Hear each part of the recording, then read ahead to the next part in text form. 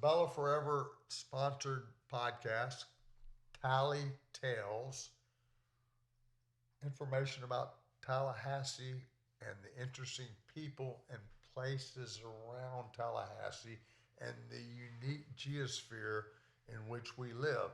Tallahassee is in the Red Hills. The Red Hills of North Florida is one of the most unique geospheres in the entire world. I learned that watching David Attenborough on TV. He said, I'm standing in one of the most unique geospheres in the entire world.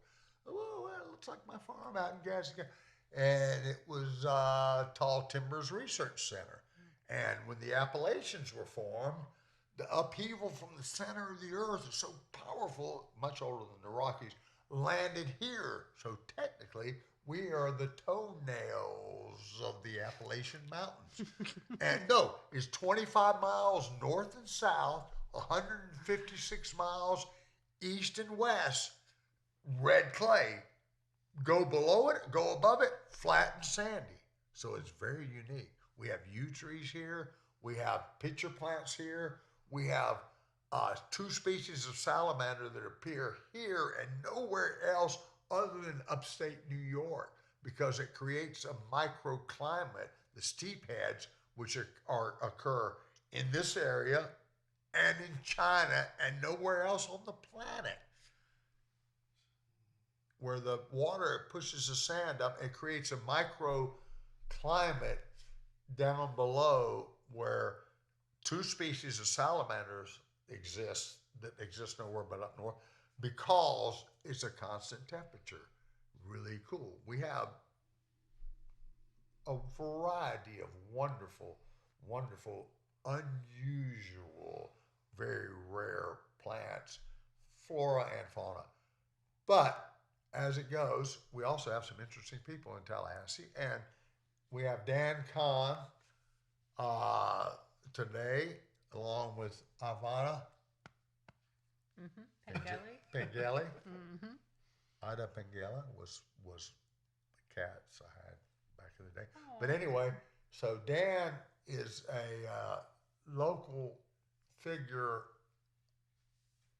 and I want him to explain to us what he does and how he does it. Yeah, we want your secrets, Dan. The secret is take naps as needed.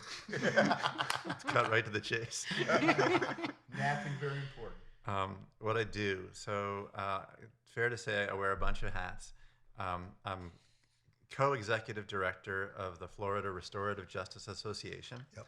And restorative justice, for folks who are not so familiar, it's basically a form usually of conflict resolution or of addressing harm, where people who are impacted by a situation get together, typically in a circle, and we find out what happened, who was impacted, can we figure out ways to heal from these impacts and prevent them from happening in the future.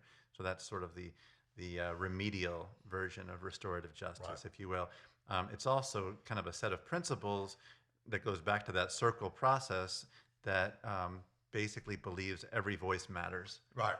That we all bring a lot to the table, and if something affects us, it's valuable to hear from everyone, yeah, and work together to address a situation, or just to live together. What's happening? Let's find out how everybody's feeling. Yeah. You know. Yeah.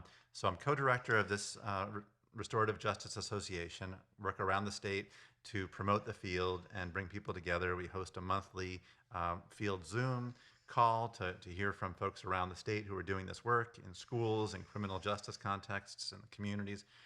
We host a conference statewide or region-wide. We've had 3 of them now in the last 5 years. And I also am a volunteer co-facilitator with the Community Connections Restorative Justice Program. So we have a local Tallahassee program. I was a case manager for about 5.5 years. Now I'm a volunteer. So those are 2 things that sort of roles that I play. And then I also have some projects, some sort of neighborhood development projects. And one of them is in Gainesville. One of them is in Detroit. Can you elaborate on the projects that I know you bought some land in Gainesville that they were gonna put high rises up, and you establish community gardens and sustainable homes, and talk, and you went up to Motown and did some work in Detroit. Can you elaborate on that for us? Sure. So yeah, there's an area in Gainesville, a part of southeast Gainesville. It's called Kincaid Loop, and it's pretty close to Paynes Prairie, which is a very unusual ecological area. It's where a lot of the water from Alachua County flows down into Paynes Prairie. And Alachua, a note of trivia, the name of Alachua County is Alachua, which basically means to the jug. Good. So like the jug, the water supply of Alachua County is this area. So Kincaid Loop, within Kincaid Loop, there was this, it used to be an organic blueberry farm. So it was the Gainesville Organic Blueberry Farm. It was commercial in the 80s and 90s, and then it became sort of community-run U-Pick, and I was familiar with it in the early 2000s when I first moved to Gainesville. I volunteered fixing bridges and helping maintain the rows of blueberries for U-Pick. And as you said, it was on the auction block a few years ago, and it could have been bought for, there were out-of-town developers that were looking into it, and it could have been like developed for maximum density and who knows what. Right. And Like they tend to do. the stuff you mentioned about like community gardens and shared housing opportunities, that's all sort of in the dream world right now. We've hosted 2 general large community meetings, canvassed the neighborhood, and had people talk about what this land means to them and their histories and their concerns and their dreams.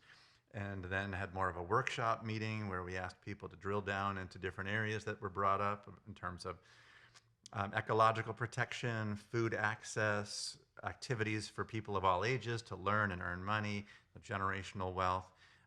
So we're currently about to write for a grant with the U.S. Department of Agriculture for agricultural innovation, and it could create partnerships among local farmers and people who already do programming with teens and tweens, and so it's very much a lot on the drawing board, a lot of possibilities, and I'm excited about it. We're working on food now. There will be a housing component. There will be ecological protection component. It's a beautiful 75 acres that includes some creek area and some wetlands and a pond, and could be a lot of beautiful community collaboration to create some more food resources and wealth resources and Awesome. cool stuff. We'll have pictures to show what's Okay. going on. And tell us about what's going on in Detroit. I know that's not Tallahassee, and this is a Tally Tales, but just curious, since you're in Tallahassee. Yeah. So May I pause since we are able? Yeah, I think I'm going to leave. Oh, wait a minute. Now, Ivana is the conduit through which Akasha found me, the sky dog over there. And can you briefly tell the story about how you came to Tallahassee while Ivana's still here, since she's part of that story? okay, sure. Cool. So I was living in Washington, D.C. Yeah. I was National Field Director for the Peace Alliance. So it's what's up, baby? She looks so happy. Said pieces in the air. It's about to be a dog story. Akasha, we're talking about you. But my work there was slimming down. I was branching out into other possibilities. And during that time, I came to Tallahassee for a training. There was a teacher named John Kenyon, had been brought to Cairo, Georgia. Cairo. To do a workshop, and I had studied with him before, and some friends brought him to Cairo, partly for the Community Connections program. Right. And I traveled down to participate in the training because I was doing some of this. He teaches on mediation and communications and conflict resolution, and it was during that long weekend where I was here for that training where I met Ivana and learned that the program Community Connections was trying to hire more case managers, like at least one more case manager, and that I had the right qualifications and background. And Ivana and I were in this workshop together, and she was the director of the teen center where Community Connections was located. Right. And she was also tight friends with some of my tight friends. So I decided to come back to Tallahassee. I knew I was already coming back for a mutual friend's wedding. So I thought all right, I'll come back for the wedding and stay a few extra days. I'll check out the program in greater detail. I'll check out the community in greater detail and see if Tallahassee is a good fit for me. And during that time, part of what I did was I visited with Ivana and other friends, and my dog hung out with her dog, and we Your walked. dog's name was Mushy, Mushy? aka Margaret, aka Mushzilla, the world's cutest 600-foot tall lizard. She, she was a wonderful creature.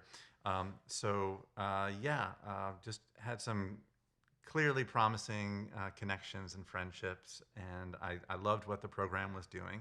You know, I had known about this program, which had been taken over by our mutual friend Cindy Bigby in the early 2000s. She took it over and changed it quite a bit, incorporated more restorative justice and empathy communication principles into it.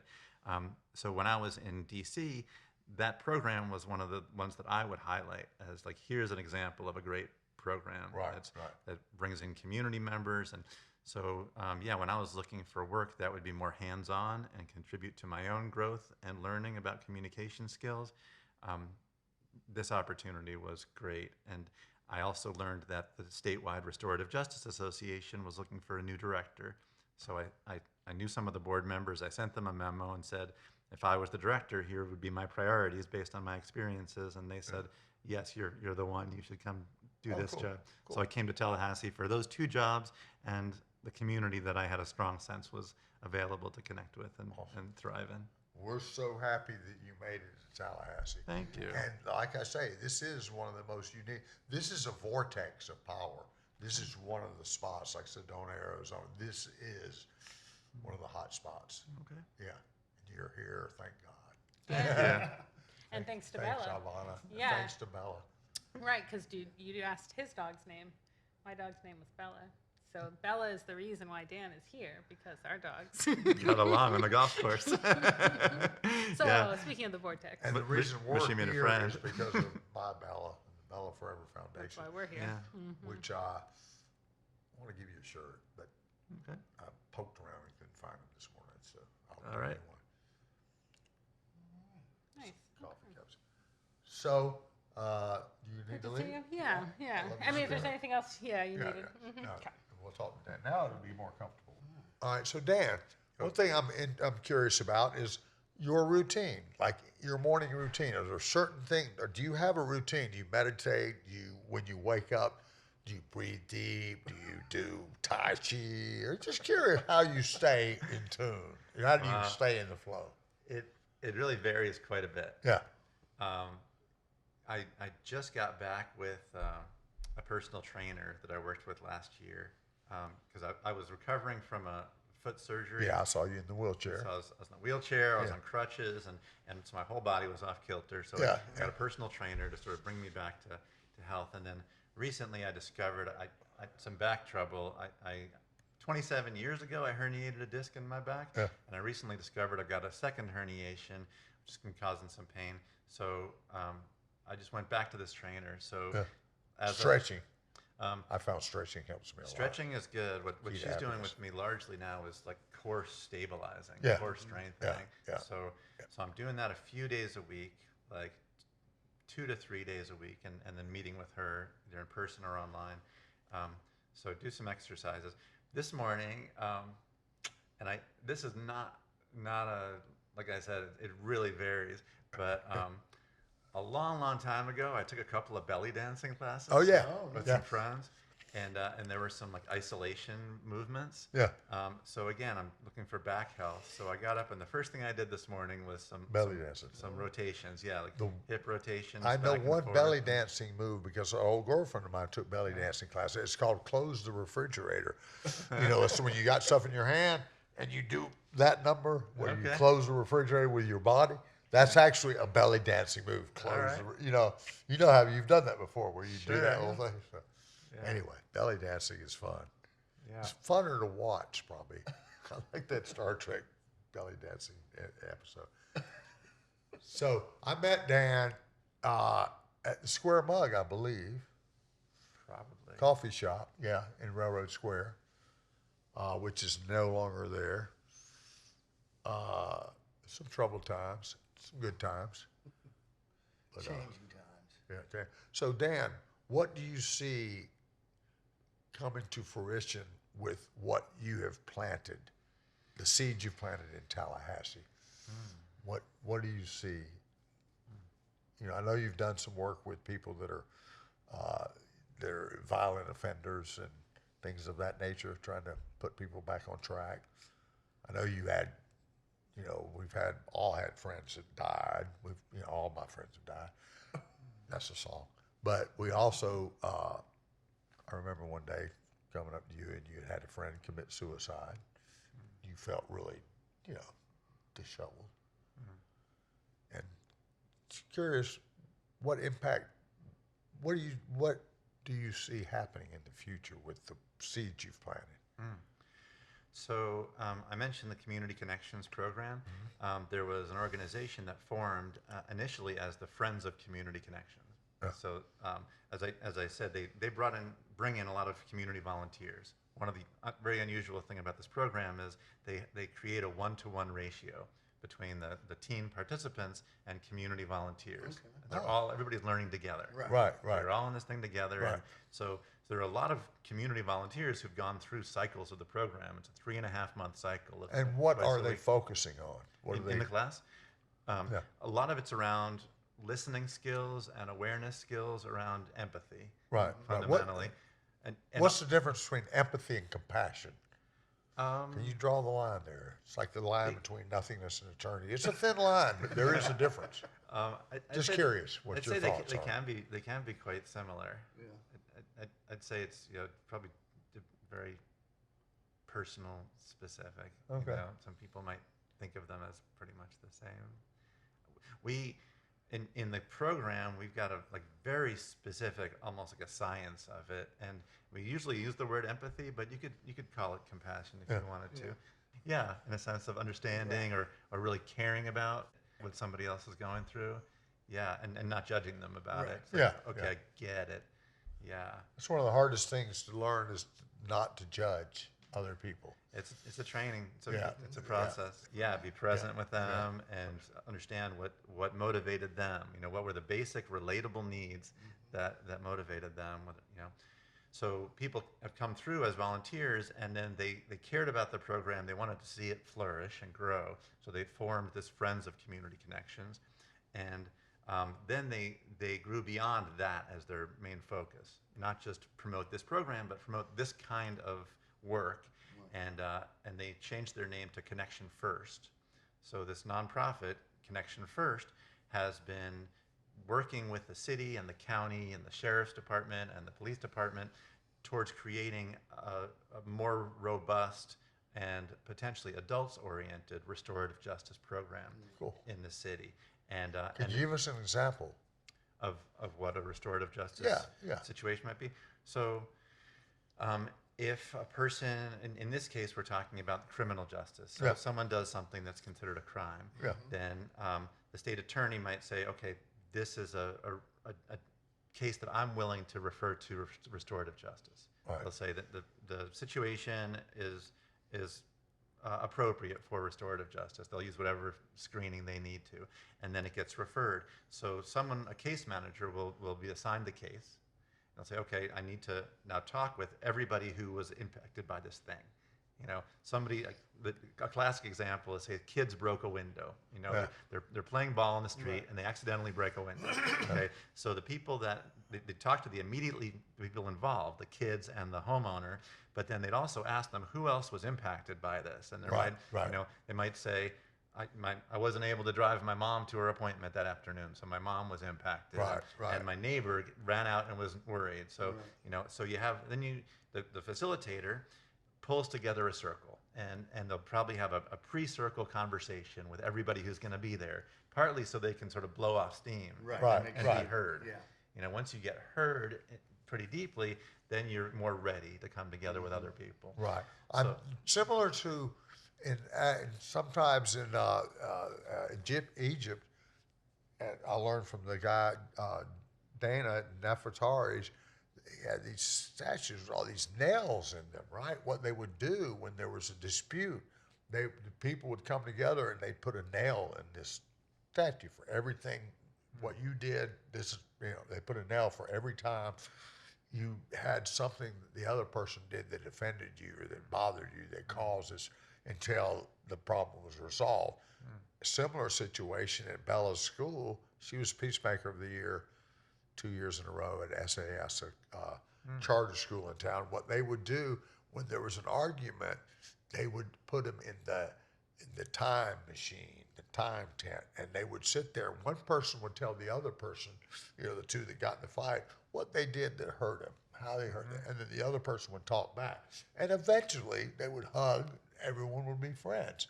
Something our leaders could stand to learn instead of just bombing and killing the other person because you don't like what they did, talk to them and find commonalities between you. We're all human fucking beings. When you're in war and you're about to kill somebody, you look in their eyes, you realize that's a human being. What does that do to somebody, that you have to kill your fellow man? So, yeah, anyways. So what are your plans for the future related to the Tallahassee area? Well, just to finish off with that group, they now have a contract with the city, so that there will be cases getting referred moving forward.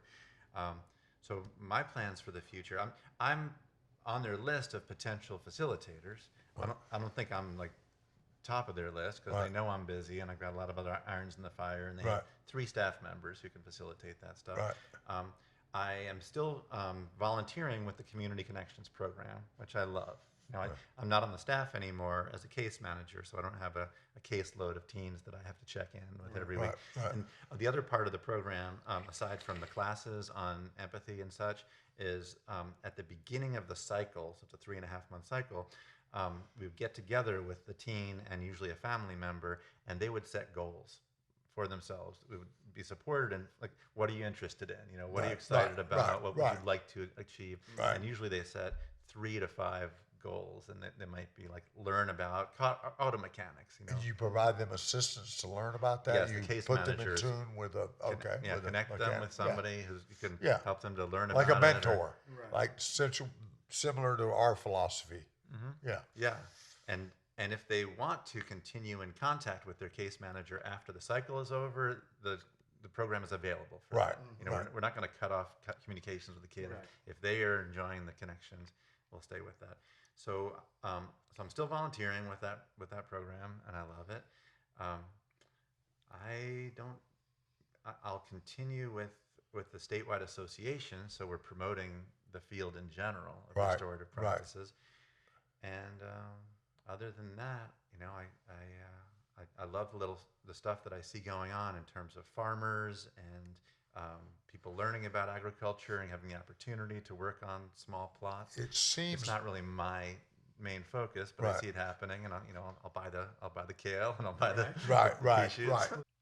Support local, and more people are starting to figure it out that they can self-sustain. Instead of relying on the outside sources, the oppressor, to give you everything you need.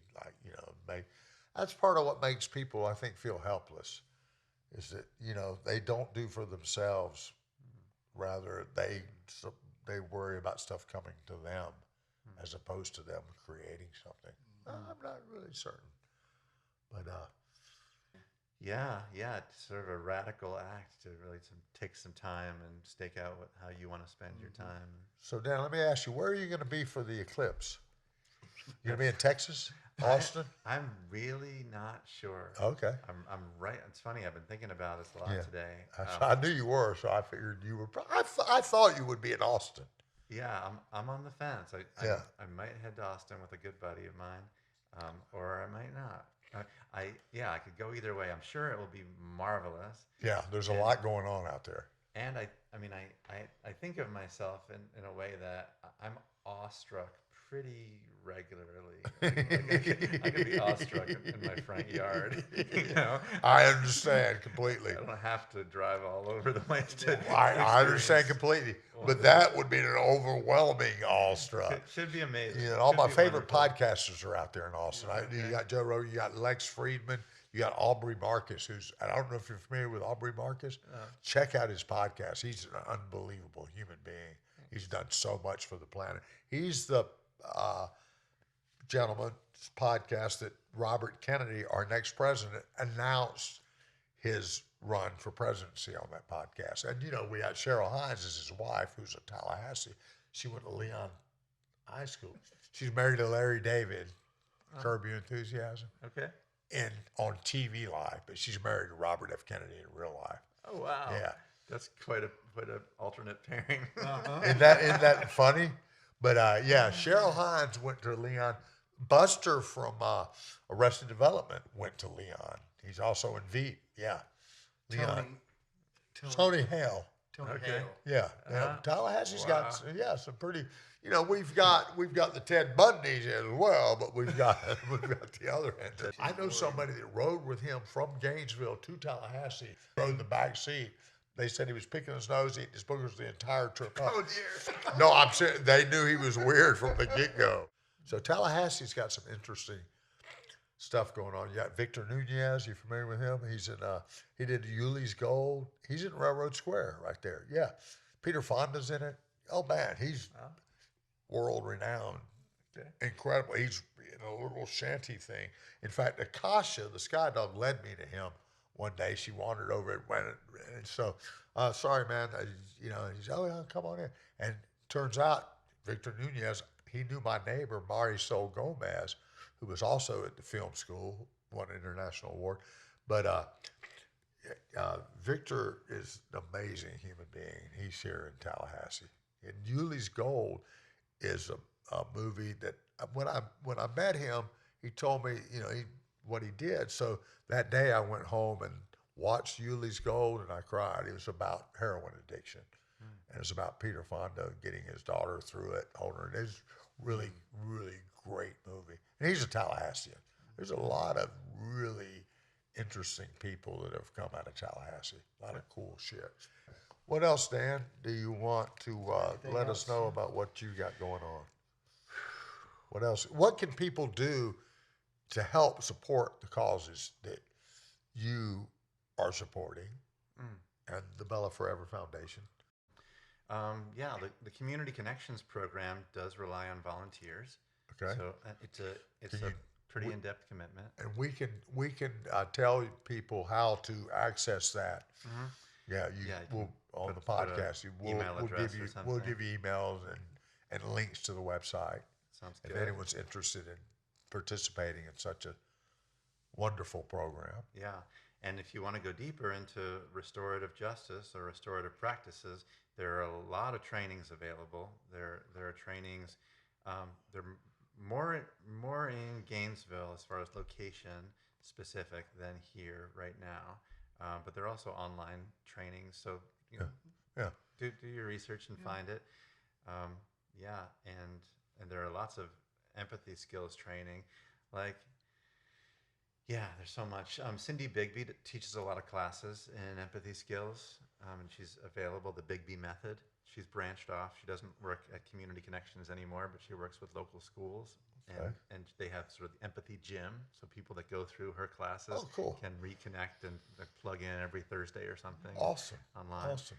And the Florida Restorative Justice Association, if you've got some extra dollars lying around, you can contribute to the Florida Restorative Justice Association. That's floridarestorativejustice.com or .org. You were talking about the connection between personal practice and international conflict, and I agree. There's just a continuum, and I think so much of the same tools and technologies are applicable. Find out what are the needs involved. How can we address these needs using other strategies? Right. Warfare is a strategy to meet particular needs, and there are ways to. We don't have to keep doing war. We really don't. We certainly don't. Under the Carter administration, there was not one shot fired. There was not one bomb dropped. There was the old peanut farmer knew how to talk to people, and that I think that's why we need to get Kennedy in the White House. That's that's just my opinion. And I think the deeper you dive, the more you realize what a wonderful human being he is, just like yourself. So, Dan, tell us about your vehicle, that old Volvo. How long have you had that? I think I got that in 2008 or 2009. Yeah, it was a gift for my dog. Interesting looking vehicle. Yeah, I'd seen it on my friend's property. It was sitting there, just kind of was sitting there for a long time, and it belonged to another mutual friend named Michael. And so I reached out to him and told him I was interested if he was ever getting rid of it. And then the time came when he had brought it into the shop. Another friend had offered me a similar wagon, same year, same model. But he said it just happened at the exact same time. He said it's in the shop and it's needs $350 worth of repairs. If you want to pay for the repairs, you could have it. Wow. Valvo? Was Valvo the shop? This was in Gainesville. Oh, It was okay. Richard and Sons, the Volvo gurus of Gainesville.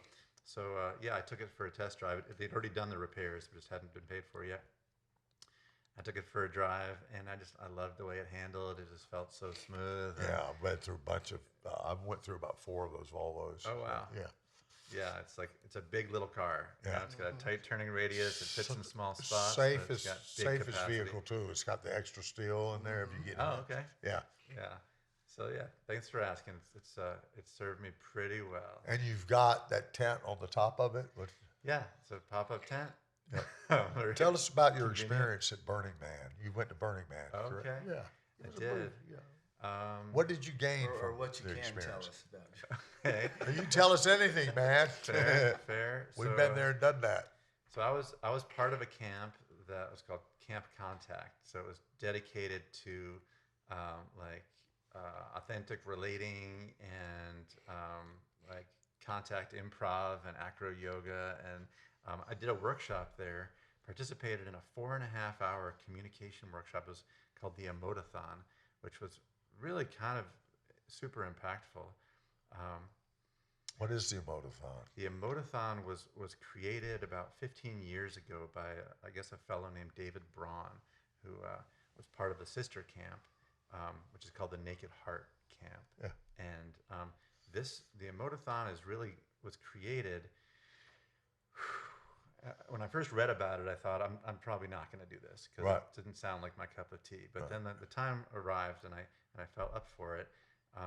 It's basically a chance for women to express whatever anguish, grief, upset they have experienced, basically at the hands of men or masculinity in our culture, and for men to be willing to stand and be present and receive that and support the women in being able to express that. So I thought it was really like beautifully crafted. It was well facilitated, and I felt like I was kind of strongly in service, and it deepened my commitment to safety and equality and gentleness and progress. So that was an unexpected gift. Of Burning Man, and I also repaired a lot of bicycles. I was part of the bike repair shop for our camp, so that was like 200 bikes to keep operating in the dust. So I fixed a lot of brake cables and a lot of flat tires, and made some really sweet connections. Were you trapped in the mud at this year's Burning Man? Yes and no. Okay. I mean, we were immobilized largely for a day or two. Yeah. But like I said, it was about a 200-person camp, and people knew how to collaborate. Yeah. And so we basically had a day-long sing-along. I've had some of my best times tent. in the mud. Yeah. I've been in dead shows where it was just muddy. You're sliding through the mud. That was an option. People were dancing and sliding, but it was also very sticky. Yeah. Right. But yeah, we had a long sing-along, and that's actually where one of my fortes, I will say, with not much humility, is I remember a lot of lyrics. Yeah. So at a sing-along, I can be very valuable. People don't remember the words. I can cue them. What kind of songs were you singing? Just curious. All kinds. The kind of folk songs, pop songs. Yeah. So hours and hours. Yeah. Yeah. Lots. But yeah, like I said, I made some good new friendships. Saw some cool art. Struggled. I was there for the whole build, so I arrived when it was just desert, and we had Oh, to put up cool. structures Cool. in the heat. We had to build the kitchen, so it's a physical challenge. Had to make sure to stretch and drink water and all that. How much time were you? How long were you there? Like, I guess it was about 2 weeks total. okay. Yeah, maybe 12 days. Yeah. Yeah. So pretty intense work at the initial.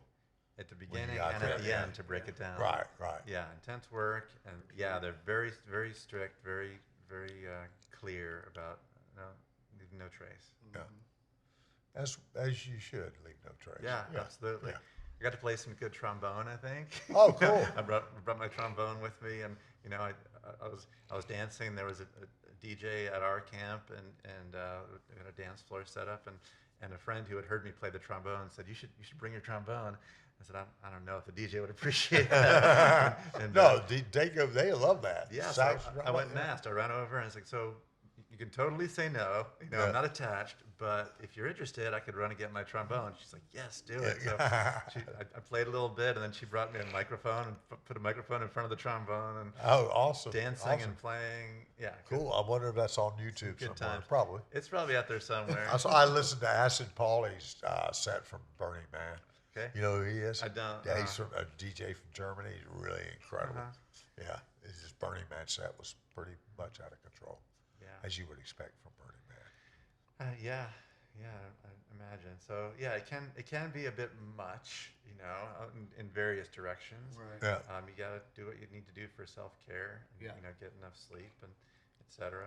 But there were some wonderful friendships and wonderful fun times. Yeah. So you met some people there that you are now and are helping you with create a new reality, a more pleasant reality. At least, yeah, at least passively. There were a handful of folks that I thought, I would love to collaborate with them in a more in-depth way, and they're still on my radar. And Yeah.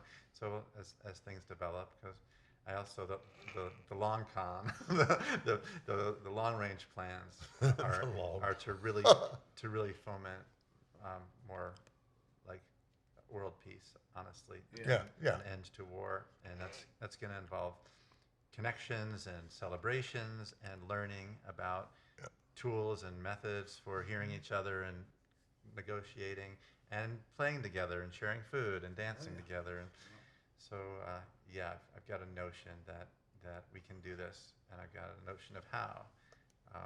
So I'll be developing that in the coming. Well, who are the masters of war, in your opinion?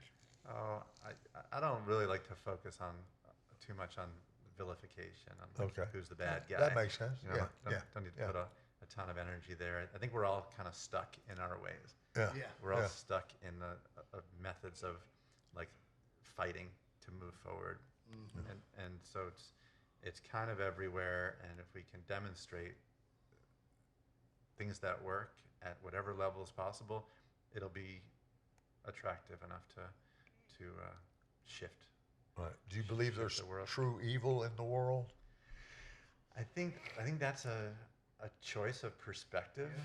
So I think if you choose that, it can exist for you. Yeah. But Yeah.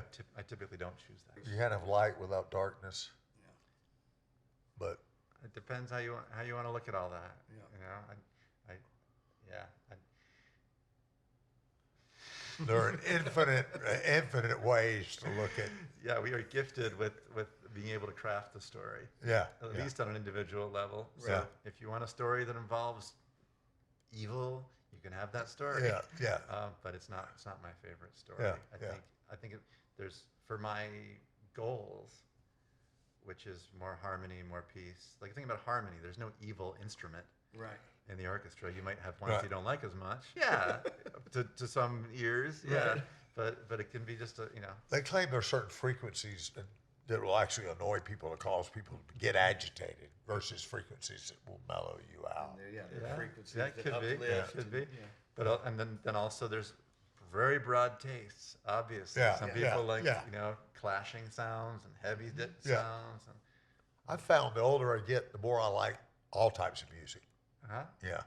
Anything, any type of music. Uh-huh. What do you think of where we came from? Yeah. How did human beings end up on planet Earth? Are we stardust? Who even Are we? If you look at the body, it's water and all these minerals and these precious elements. I mean, how do you think that Dan Kahn came to be? Yeah, wow. Is, Well, he's is it looking a long con, but holographic? not You that know? long. Deep question. Wow. Well, yeah. My best guess is like there was sort of gas and explosions and things flying through the universe and Big Bang. lots and lots of time, a ton of time, Billions, millions. yeah, tons of time and tons of space, and then creatures started developing. You had cells, and they were sort of wiggling around, and then they Okay, got more so complicated. the conventional method that people say that we developed through Pretty evolution. much, Okay. and then we got scaly or furry, or Yeah. our minds are complex. I think at some point there was a leap into more abstraction.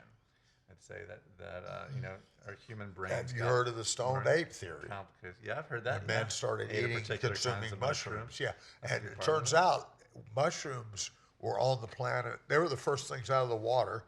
And if you go back into history and you dive deep, you realize that we were actually descended from mushrooms, which is an interesting concept. Okay. So, and I'm a firm believer in that. So people call Paul Stamets crazy for saying that. Now everything he said before is coming to fruition. As humans, we need to scientifically figure this shit out instead of intuit it and feel it.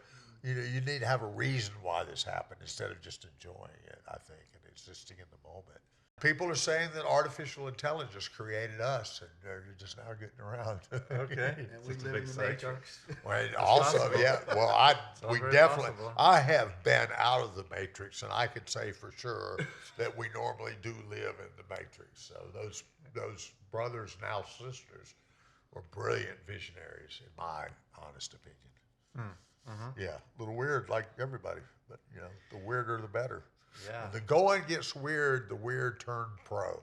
If you're an omnipotent being mystery. that knew everything, and you probably become bored. So I think you create organic life. You create a lower life form, so you can go through the process of realizing what you really are. Non-duality. You are interested in the science of non-duality.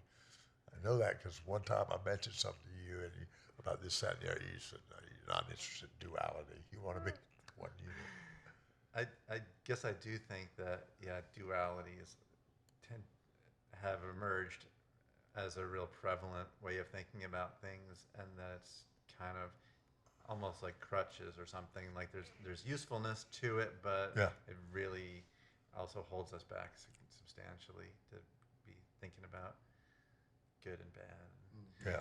Yeah. It's understandable, but yeah, I think my favorite version of our evolution, I'd say, is probably beyond that. Yeah.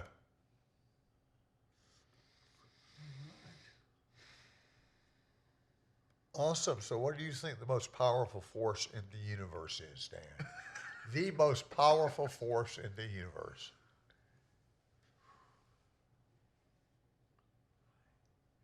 The first few things that come to mind are like gravity, intention, and imagination. Those are pretty powerful. That's the first few things that come to mind. Gravity sucks. It keeps you down. I'm more for saying love is the most powerful force. That came to my mind too. And I light. sort of went way Right. past that. I was like, oh, It sounded too hippy-drippy too for you. cheesy or something. So, Dan, we're so happy that you took time out of your ultra busy schedule to help us. And I really hope that we'll have this session again. Tallytales.net. Just a great We love little everybody stand, man. that's listening to this as Bella did. So we'll tell a lot of Bella stories in the future. All right, stay tuned. Love y'all. Peace.